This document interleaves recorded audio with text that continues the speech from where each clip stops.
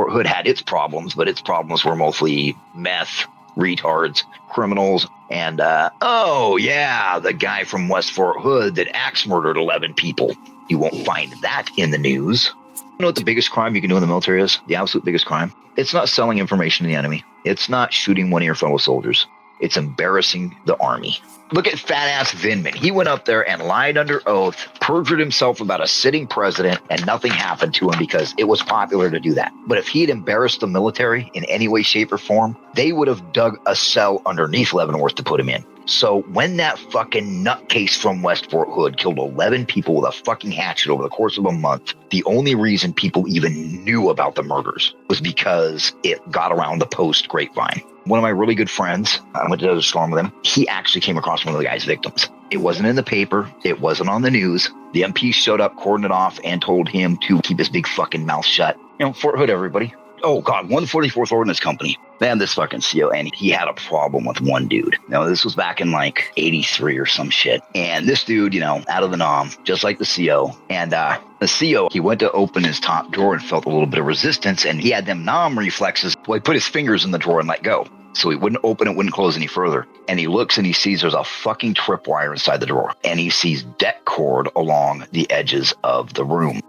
The CO picked up the phone and calls the orderly room and goes, I need you to evacuate the barracks. What's going on, sir? I'll come in and he goes, don't come in.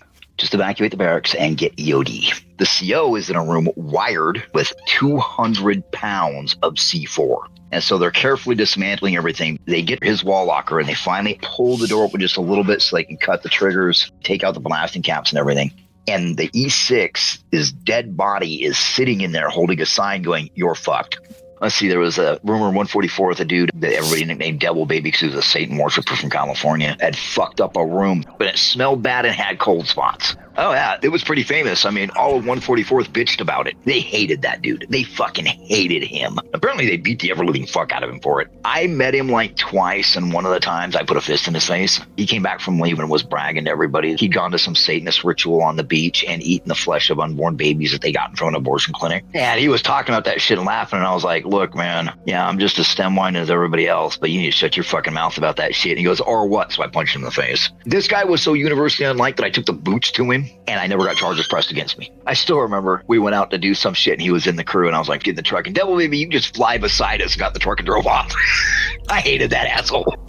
144th Ordnance Company, talking about a bunch of psychos. They spent way too much time sniffing prop charge and masturbating. They had a room that was cursed, you know, and you sit in the NTO club. And apparently this room over a course of like 4 years was the site of 5 suicides. The last one was a murder suicide. When they went in there, there was blood coming out of the wall lockers because the wall lockers in 144th were built into the wall. In there, both guys had cut their wrists. They both got in their own wall lockers and sat down and closed the door and locked it from the outside and cut their wrists.